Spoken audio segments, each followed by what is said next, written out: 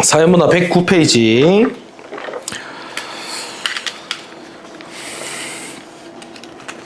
하겠습니다. 리더는 목표 달성을 위해서 구성원들을 이끌고 그들에게 영향력을 미치는 조직의 핵심 인물입니다. 오래전부터 리더로서의 능력을 나타내는 리더십은 뭐고, 많이 듣는 표현이죠. 리더십. 이렇게 설명해놨네.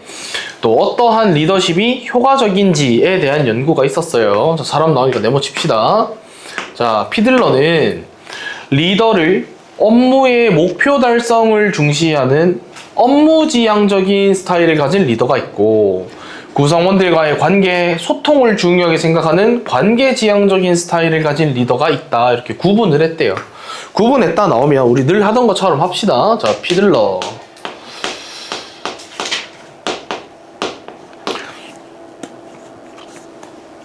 리더를 두 가지로 나눠서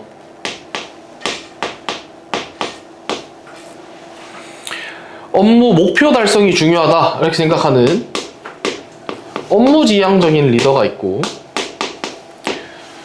우리 구성원들, 그래서 뭐 옆에 있는 힘들지, 뭐 고생했어, 이런 관계를 챙겨주는 구성원들과 관계, 그리고 또 소통을 중요하게 생각하는 관계지향적인 리더가 있다. 이렇게 두 개로 나눴대요. 그리고 리더가 자신의 집단에 영향을 미칠 수 있는 정도, 얼마나 영향을 줄 수 있느냐, 이것을 나타내는 상황의 호의성이라는 것이 있고요. 이것이 리더와 구성원들 간의 관계, 업무 구조, 리더의 권한이라는 세 가지 변수로 결정된다라고 봤대요. 그럼 이것도 정리해야 되겠지? 여기에서 또 내려와서 상황의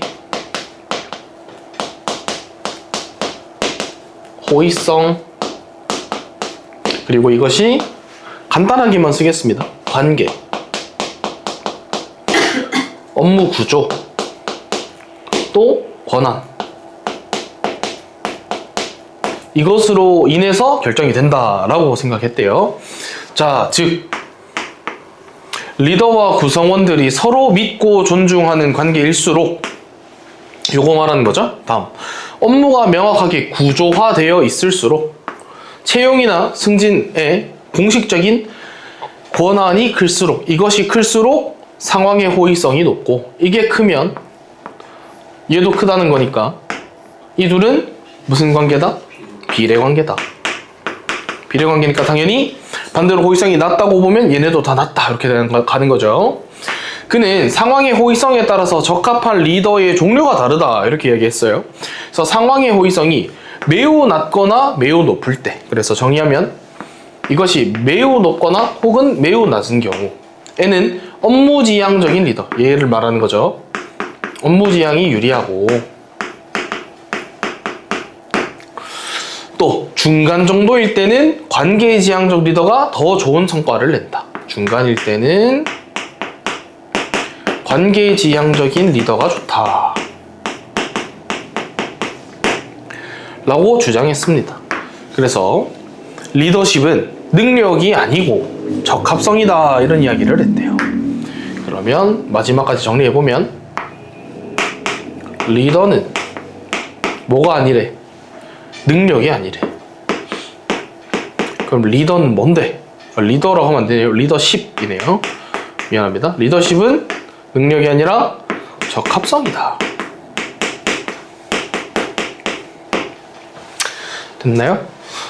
마지막에 보면 그의 관점이 잘 드러난다 이렇게 끝나잖아. 그러면 관점에 관한 질문을 하려면 분명히 우리 아직 뒤에 걸 읽어보지 않았더라도 지금 피들러 적고 쭉 정리 이렇게 됐고 그의 관점이 드러난다는 워딩이 있잖아요. 그럼 아마도 그 다음에는 다른 사람이 나오고 그 사람의 관점은 뭔지, 또 다른 사람이 나오면 그 사람의 관점은 뭔지 이렇게 정리가 될 겁니다. 그래서 관점 파악 너네 얼마나 잘했니? 그것을 내용일치로도 물어볼 수 있겠죠. 오케이, 다음으로 가보겠습니다. 저는 여기 필기를 좀 붙여서 하고 싶어서 여기 좀 지울게요. 여러분 다 쓰셨죠? 오케이. 자, 피들러 이야기 다 했고요. 하지만 리더의 스타일을 고정된 것으로 봤다는 점에서 이 모양 뭐였다? 피들러의 모형에 대해서 비판이 제기됐네. 그리고 역시나 예상했는 것처럼 다음 사람이 나옵니다. 허시 그리고 블랜차드. 이분은요, 구성원의 성숙도에 따라서 리더십의 스타일을 바꿔야 된다라고 생각하는 상황적 리더십, 이것을 제시해요.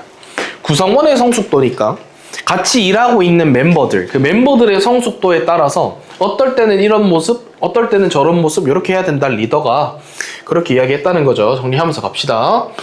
자, 허쉬, 그리고 블랜차드. 성숙도에 따라서 해야 되는 상황적 리더십 이론.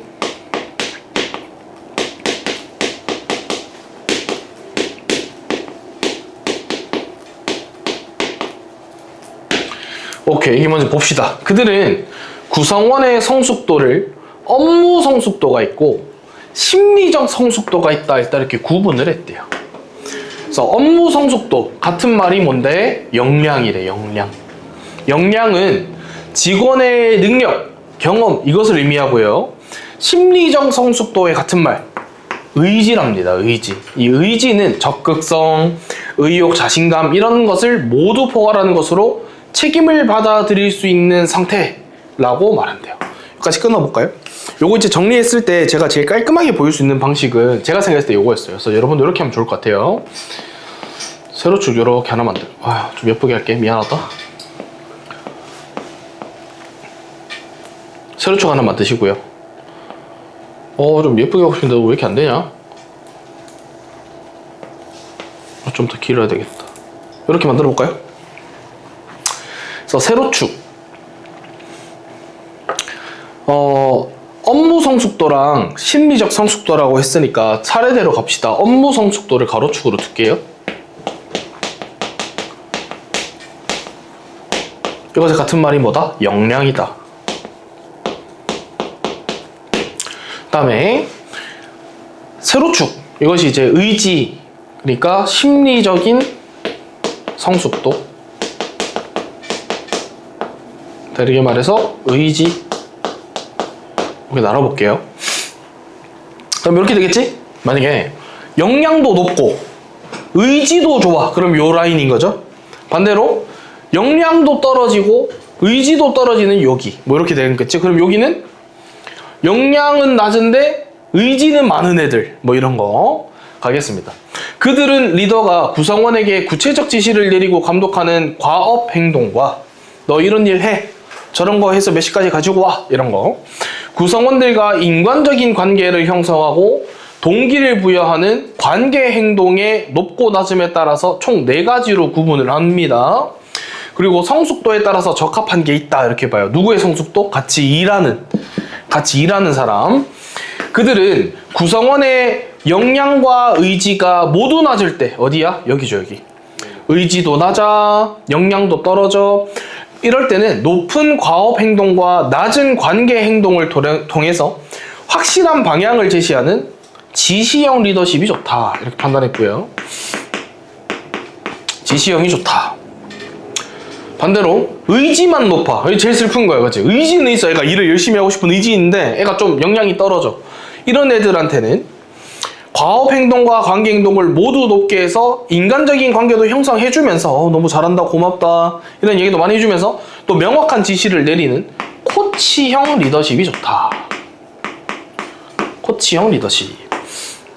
또 역량만 높을 때는, 역량만 높다는 것은 애가 일은 참 잘해. 근데 별로 의지가 없어.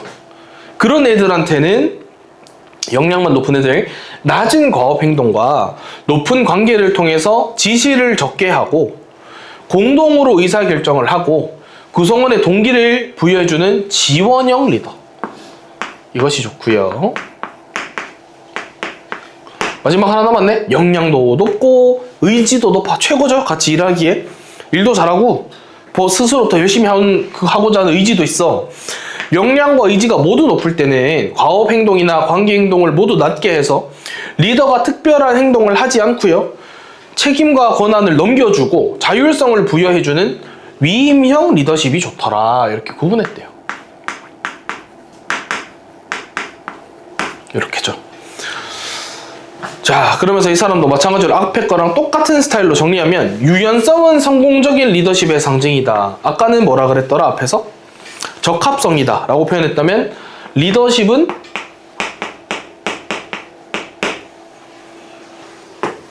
유연성이다. 그래서 어떤 멤버와 일하느냐, 멤버 중에서도 또 모두 다르겠죠? 영경이는 역량도 좋고 애가 의지도 높아. 굳이 내가 터치하지 않아도 알아서 잘할 테니까 그냥 위임해줘. 네가 알아서 결정하고 네가 알아서 선택하고 그렇게 일해.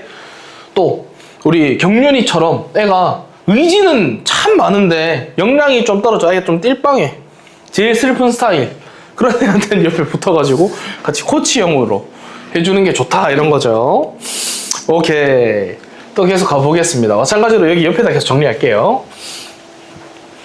자, 이후 리더십을 구성원의 욕구를 만족시키는 거다라고 보는 이론이 있어. 리더십은 욕구의 만족이다. 그럼 요 맨 밑에 썼던 그 정리본에 쓰면 되겠죠? 여기 이렇게 리더십은 욕구의 만족이다. 이렇게 보는 게 있대. 그게 누군데? 번스래요. 네, 뭐 딱 치고 번스. 번스는 기존의 이론들이 리더와 구성원의 관계를 타산적 이해관계. 다시 말해서 이 타산적인 이해관계가 뭔데? 일종의 거래. 이것으로 보고 리더십을 거래적인 리더십으로만 인식했다고 비판했대. 그러니까 잘 읽어야 되는 게 번스의 생각이 이거인 게 아니라 번스는 이것을 비판했다는 거예요. 이것을 비판했어. 그에 따르면 거래적인 리더십은 구성원에 대한 보상과 처벌을 명확하게 하는데 중점을 두는 것으로 이거 말하는 거예요. 이거 그죠? 요거 이 거래적 리더십이 뭔데?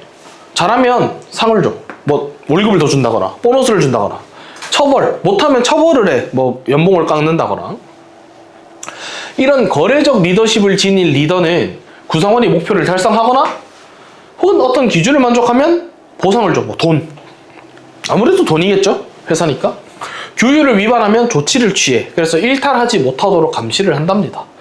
또 업무 역할, 요구 사항을 명확하게 전달하고 안정적인 것을 지향해요. 그러면 여기 이렇게 정리해 봅시다. 아마 이 리더십이 욕구를 만족하는 것이다 라고 보는 이론이 있는데 여기 거래적 리더십이라고 정리를 좀 해볼게요. 얘는 이름이 없었어 지금.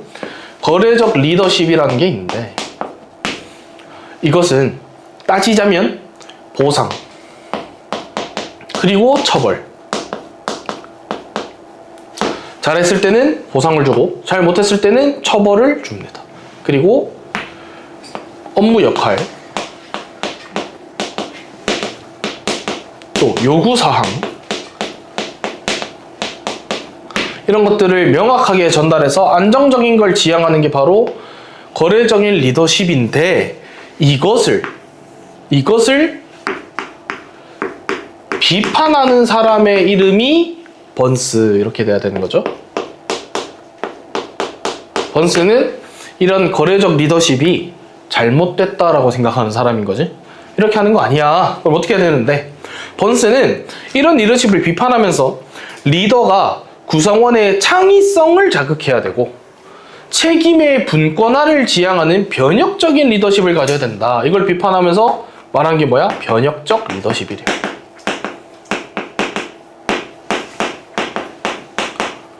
자, 변혁적 리더십. 그게 뭔데? 창의성 그리고 분권화. 정확히는 책임의 분권화라고 쓰는 게 맞겠죠? 자, 그에 따르면요. 이런 변혁적인 리더십을 가진 리더는 구성원과 공동의 목표를 추구하고 영감을 불러일으키고 관심과 조언을 제공해서 동기와 가치관을 변화시켜야 되는 거라고 생각한대요. 그래서 뭐 중요한 것만 몇 개 동그라미 좀 쳐보면 공동의 목표, 그다음에 영감을 불러일으키는 것, 동기와 가치관 이런 것들이 중요하대요. 조금 이거 좀 지울게요. 필요한 게 뭔데? 동기, 가치관, 공동의 목표,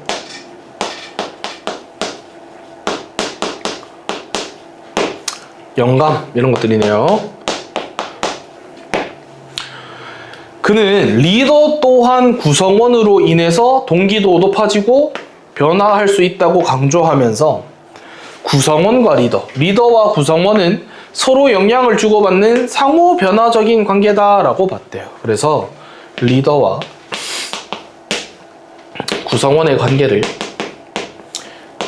일을 시키고 지시받은 일을 하는 관계 이렇게 본 게 아니라 상호 변화, 서로가 상호 변화 바뀔 수 있어 이런 관계야 라고 생각했대요. 됐나요? 그리고 이름이 비슷해가지고 낚시당할 수 있는데 바스입니다. 바스는 번스와 달리 이랬으니까 또 다른 게 있어. 이 사람과 다른 게 바스야.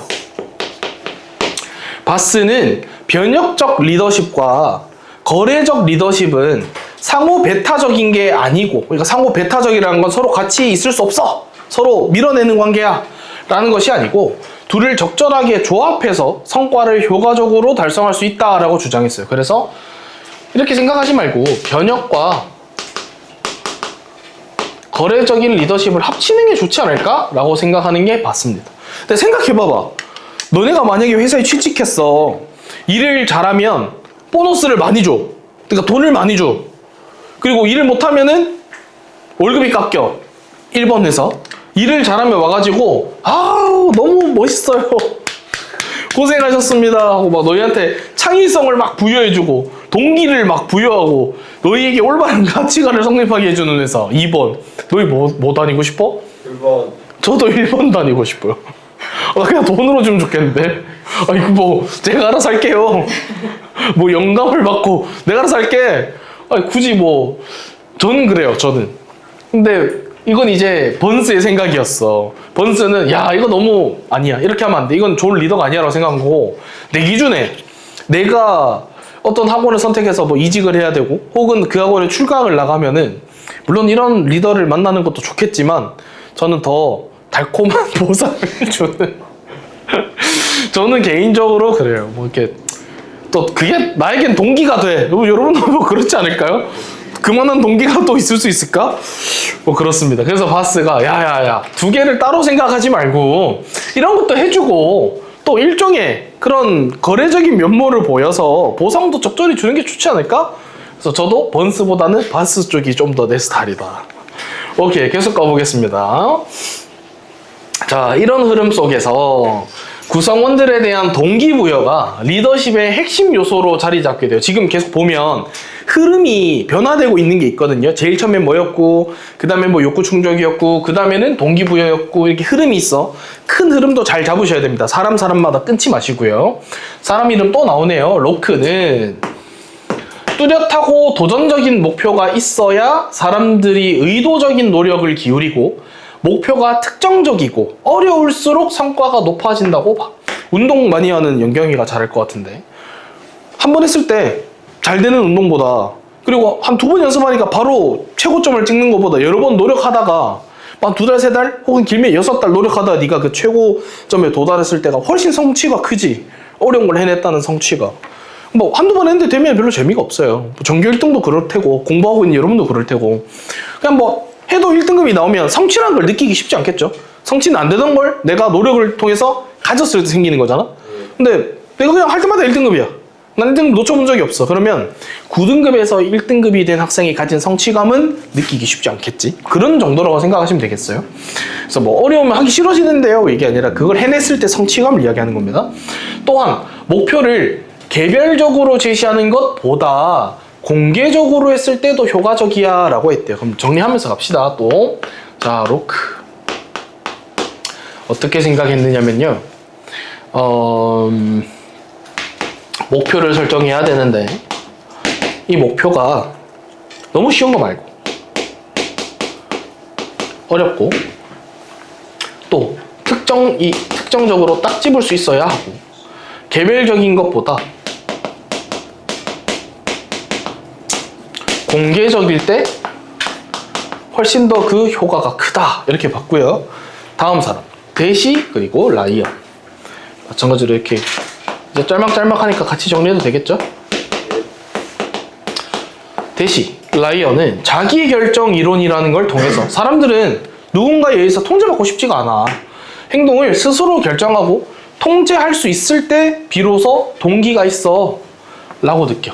그래서 물적 보상은 내적 동기를 감소시키고 확실한 목표 제시, 칭찬, 의사결정, 자율권 부여 이런 것들이 내적 동기를 증가시킨다고 봤대요. 이분은 그랬대. 저랑 조금 다른 거죠. 저는 돈 미세라서 물적 보상에 너무 몰입하는 사람인 걸 수도 있지. 대시와 라이언의 입장을 좀 이야기해보면 자기 결정 이론이라는 걸 이야기하셨고, 간단하게 말하면 물적 보상은 내적 동기를 떨어뜨린다, 감소시키고, 오히려 여기 나온 이런 것들, 목표 제시, 칭찬, 의사결정 참여와 자율권 부여, 이런 것들이 내적 동기를 상승시킨다, 이렇게 이야기했대요. 이런 이론은 리더가 구성원에게 어떤 방식으로 동기를 부여해 줘야 하는지에 대한 지침을 제공하게 됐답니다. 됐나요? 네. 그렇게 어렵지 않았던 것 같아요. 좀 쉬고 돌아와서 사회문화 2 하도록 하겠습니다. 쉬다가 돌아오세요. 10분에 보겠습니다.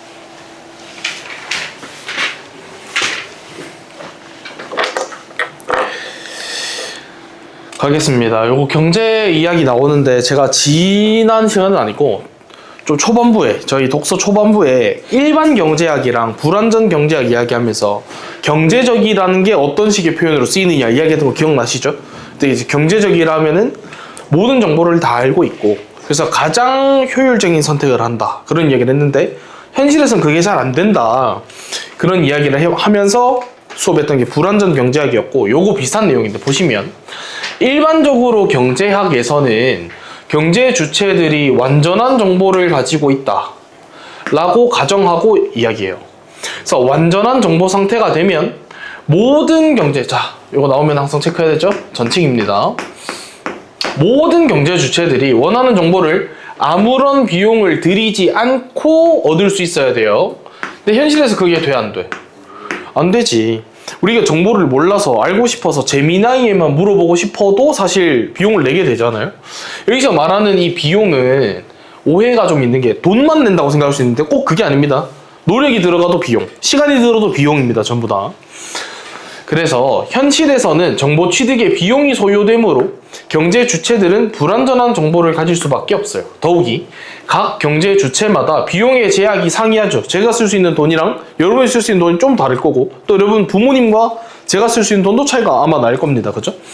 상이하기 때문에 취득하는 정보의 양과 질의 차이가 발생하는데, 이런 걸 바로 정보 비대칭 상황이다 라고 하겠대요.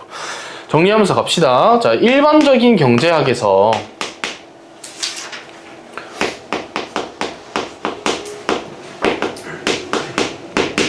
모든 경제 주체들은 완전한 정보가 있고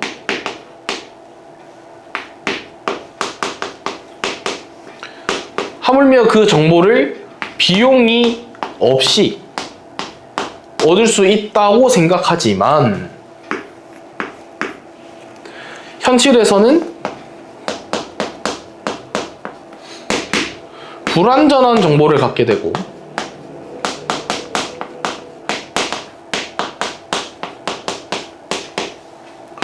게다가 비용도 들어가더라. 그래서 생기는 정보의 양과 질의 차이, 그것이 생기는 걸 가지고 정보 비대칭 상황이다,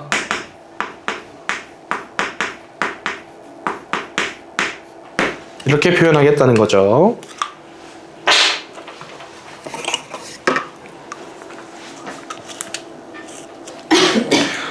계속 가보면 대표적인 정보 비대칭의 상황은 요거죠.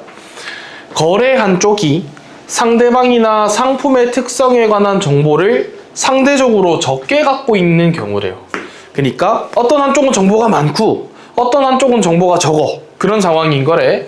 자, 예를 들어주는데 보험회사는 보험에 가입하려는 사람에게 사고가 발생할 가능성, 다시 말해서 고객들마다의 그 위험 수준이라는 걸 알기가 어렵죠. 알 수가 없죠, 사실은. 이를테면 이런 거예요. 내가 삼성화재 보험에 가입하고 싶어. 근데 우리는 그 보험회사의 약관, 그리고 뭐 얼마나 보상해 주는지, 이런 것들을 들어가면 일목요연하게 표로 정리가 돼 있지 않습니까? 근데 반대로 가입하려는 나만 가입하냐, 우리나라에서? 아니죠. 모두가 가입할 수 있잖아. 나랑, 현우랑, 석빈이랑, 윤건이 중에서 누가 사고 날 확률이 높은지 모른단 말이야. 근데 객관적으로 우리 넷 중에서 사고 날 확률이 제일 높은 게 누굴까? 저는 저라고 생각하거든요.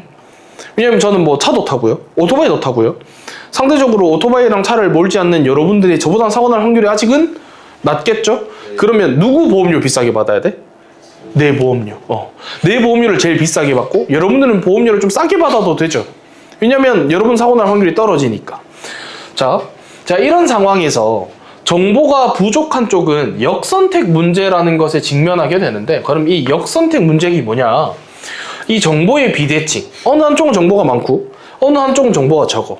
이것으로 인해서 정보가 부족한 경제 주체가 정보를 많이 가진 경제 주체 중에서 바람직하지 않은 상대와 거래하게 되는 현상이래요. 우리로 다시 적용해 봅시다. 아까 우리 4명 있었어. 시율이, 윤건이, 석빈이, 현우 중에서 사고 날 확률이 객관적으로 제일 높은 건 나였지. 근데 여기 있는 정보에 따르면, 여기 있는 이야기에 따르면 정보량이 부족한 건 삼성화재, 그 다음에 정보량이 많은 게 우리 넷인데, 이 중에서 삼성화재는 너희랑 거래하는 편이 훨씬 유리하죠.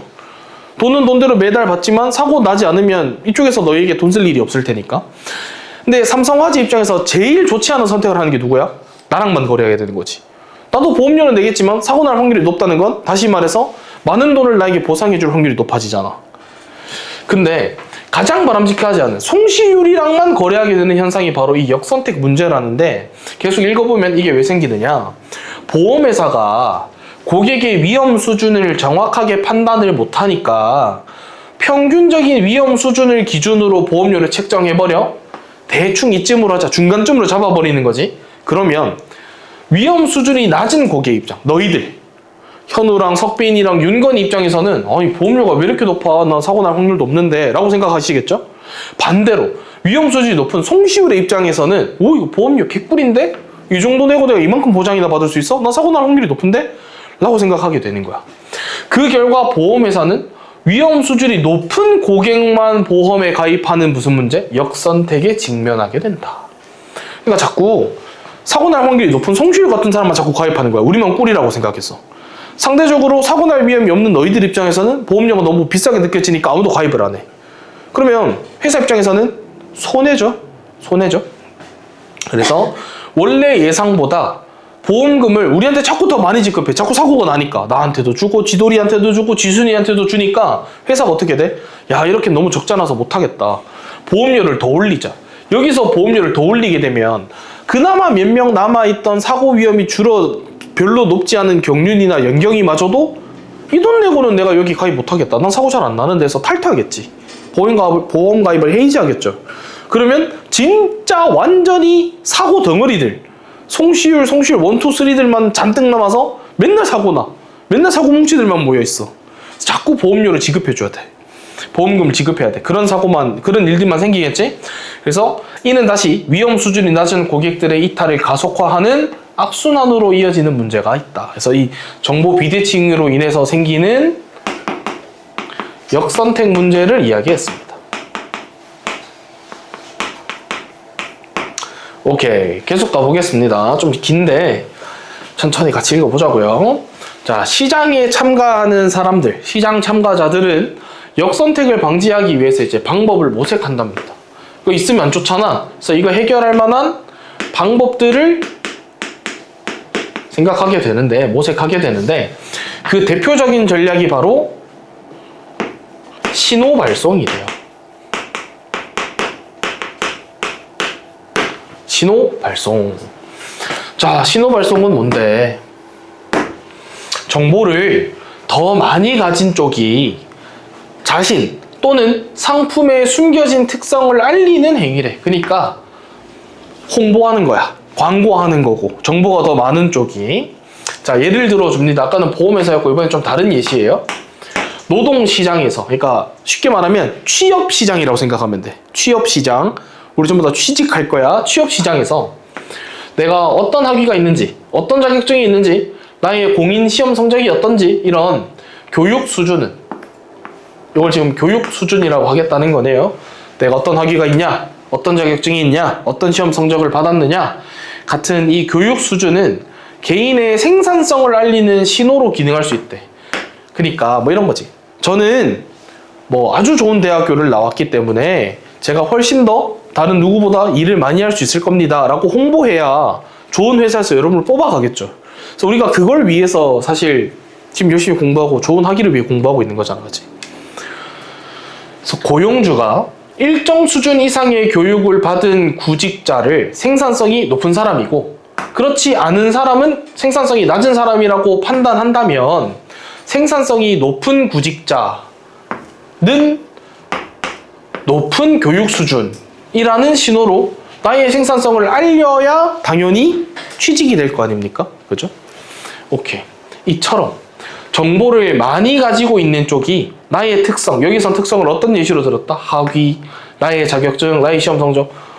나를 뽑아줄 SK 하이닉스에서는 내가 어떤 특성인지 모르잖아. 정보가 많은 쪽이 상대적으로 여전히 접니다. 그죠? 그래서 저 이런 특성들이 있습니다 하고 홍보를 해야, 광고를 해야 그걸 보고 이분은 아주 좋은 학위를 가지고 있고 많은 자격증이 있고 시험 성적도 아주 준수하구만, 이 사람 뽑으면 일 잘하겠군 이라고 생각해서 뽑을 거 아니에요. 그래서 정보를 많이 가진 우리가 우리의 특성을 드러내기 위해서 비용, 시간을 들이든 돈을 들이든 노력을 들이든 신호를 보내고요. SK 하이닉스는 그 신호를 보고, 우리는 보통 그 신호를 이력서라는 걸로 제출하죠. 그 이력서를 보고 얘는 이런 특성이 있구나 해서 얘를 뽑아도 되겠다 혹은 얘를 뽑으면 안 되겠다 이런 판단을 하겠죠.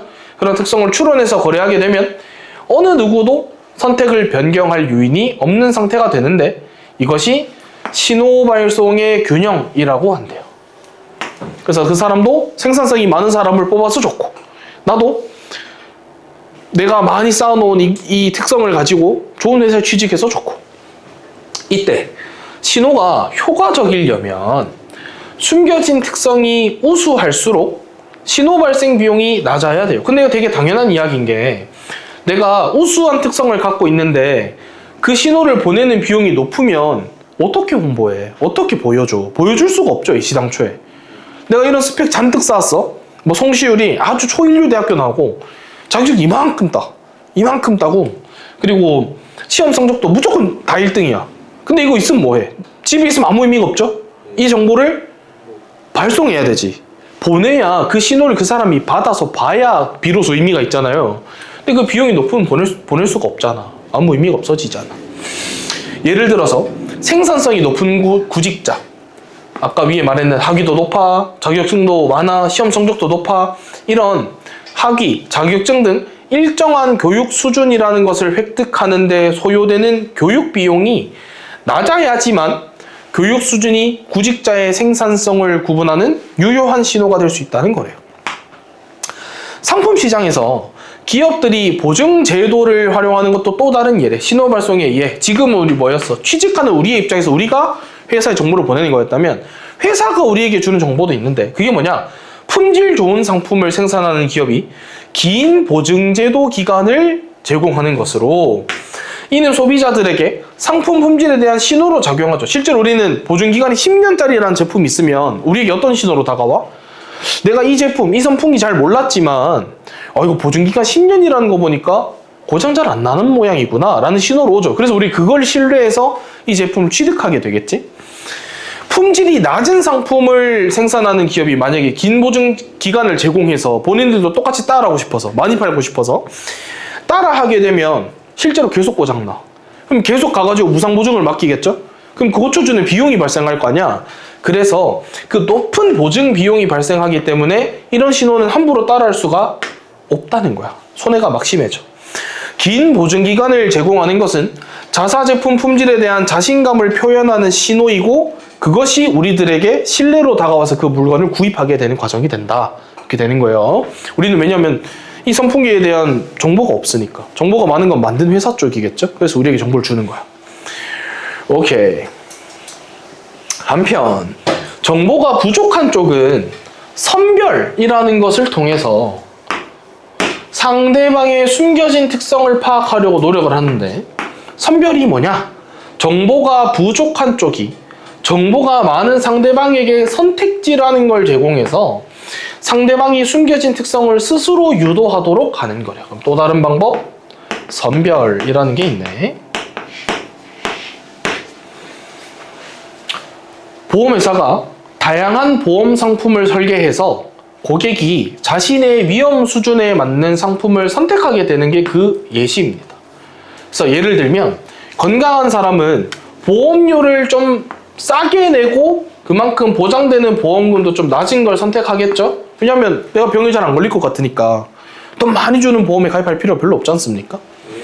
건강하지 않은 사람은 보험료를 매달 내는 보험료가 굉장히 높은 대신에 내가 나중에 큰 병에 걸렸을 때 받아먹을 수 있는 보험금도 높은 상품을 선택하도록 설계하겠죠? 그걸 보면 보험회사가 얘 지금 건강이 썩 좋지 않을 수 있겠구나 이런 생각을 하게 된다는 거야. 뭐 실제로도 이거 말고 좀 비슷한 예를 한번 들어보면 선택지를 제공한다 그랬잖아. 보험은 여러 개가 이미 나와 있단 말이에요. 그 중에서 운전자 보험 중에 저는 오토바이 운전 보험이 가입돼 있거든요. 오토바이 운전 보험 가입돼 있는 사람 여기 지금 아무도 없죠. 그럼 나만 가입돼 있어. 그럼 회사에서 딱 보자마자 무슨 생각을 하지? 그걸 가입했다는 건 내가 즉 오토바이를 탄다는 뜻. 오토바이를 탄다는 건 사고 발생 위험이 높다는 것. 그러면 회사 입장에서 내 보험료를 조금 높게 측정하기 시작하겠죠. 상대적으로 그런 가입이 없는 너네들보다. 또 저도 실제로 그런데 저는 이제 나이도 좀 있고 여러분들에 비하면 늙고 상했잖아요. 제가 이제 작년 이럴 때 이제 내가 작년에 처음으로 생명보험 하나를 가입했거든. 생명보험 가입을 했단 말이야. 그러면서 드는 생각이 나도 이렇게 내가 건강하지 못하다는 걸 느끼거든요. 아무래도 많은 강사가 그래. 강사가 그 왜 여러분들이 그거죠. 힙합에서 니들이 꿈꿀 때 나는 뭐 노래를 한다고 하면 니들은 그 니들을 맡고 있잖아. 자는 시간에 니들은 자잖아. 저는 그 힙합 하는 사람을 같이 깨있는 사람을 맡고 있거든요. 밤낮이 바뀌어 있어. 왜냐면 우리가 퇴근하면 애들 뭐 인사하고 집에 가면 보통 1시. 그래서 앉아서 이제 밥 한 끼 먹고 수업 준비를 시작하면 보통 제가 아침에 6시, 7시부터 요때 자죠. 그래서 애들한테 한 번씩 뭐 학교 잘 가라고 인사도 해주고 그러는데. 그럼 여러분이 한참 활동할 때 저 이제 그때 잔단 말이에요. 그리고 뭐 한 12시 되면 또 일어나야 되죠. 일어나서 씻고 출근해야 될 테니까. 그러니까 건강이 안 좋다는 걸 느껴. 그러니까 어떻게 되냐면 자꾸 보장이 많은 쪽을 선택하게 돼. 그래서 제가 보장을 되게 많이 키웠단 말입니다. 제가 나중에 뭐 죽었을 때나 큰 병에 걸렸을 때 그 보험료 진짜 많이 내, 한 달에. 근데 그렇게 많이 낸다는 건 보험회사 입장에서 뭐라고 생각해? 이 녀석이 이거 굉장히 수상하구만. 몸이 썩 좋지 않을 확률이 높겠구만. 여러분 실제로 비싼 보험료 내는 거 지금 가입된 거 있으세요? 아무도 없죠? 아무도 없을걸? 왜냐면 건강하니까. 앞으로도 저랑은 다르게 사세요. 계속 가보겠습니다. 자, 우리 지금 2개 했어요. 신호발송, 선별. 또 이거 말고요. 또 있습니다. 어떤 게 있냐면 평판 구축이 있어요. 그러면 평판 구축.